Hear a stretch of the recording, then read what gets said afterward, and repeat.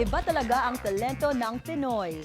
Ito ang pinatunayan ng ilang Phil-Am artists sa isang musical gala night in Chicago. Slipin natin ang agenda report ni US correspondent Dong Robles.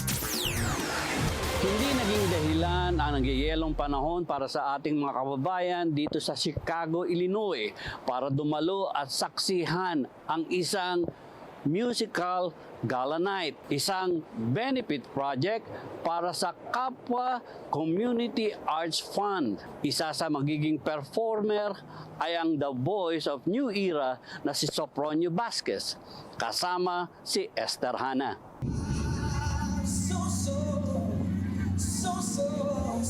Everybody open up the dance floor. Let's go. Are you guys ready?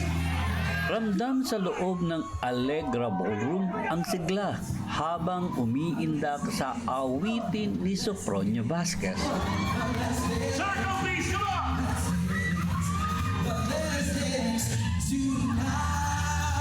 Ito ang Musical Gala Night, isang benefit fundraising project para sa Community Arts Fund o CAP na binuo ng Coy Institute kasama ang Sirka Pintig at iba't ibang community partner organizations. Layo ng proyekto na mabigyang pagkilala ang talento at kakayahan ng Filipino-American artist. Bukod dito, hangarin din ng foundation na ma-preserve ang kulturang kinalakihan nila para sa mga susunod na henerasyon. Today is just one of those events that they are trying to do, and their mission is simple: to establish brotherhood and sisterhood within the community so that all of us will have a bond while we unite one another. As an artist, it's really important that there is an organization, a community that supports artists, that supports any kind of art, and this benefit gala show is actually helping in a way that artists and future artists are brought together and help them, realize their true potentials. Hindi lamang si Sopronio ang naging tampok sa gabi ng pagtitipon.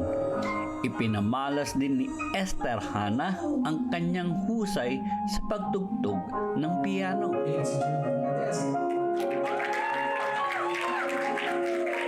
Nagkaroon din ng isang ritual na panalangin bilang formal na pag-uumpisa ng gala night.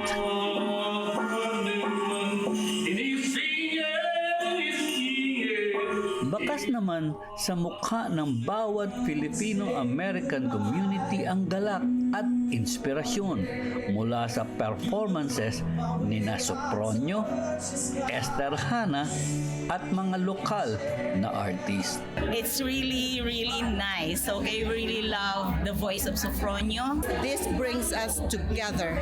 I think we should have a strong presence in this, especially in Chicago and around Chicago and in the United States. We have to support each other, and we have to increase our awareness of our culture, and especially with our young ones.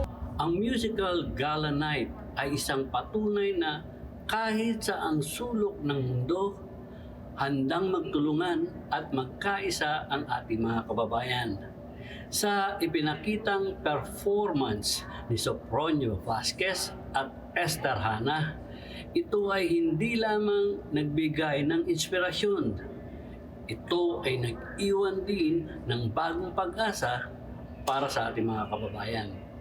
Mula dito sa Chicago, Illinois, Dong Robles para sa Bilyonaryo News Channel.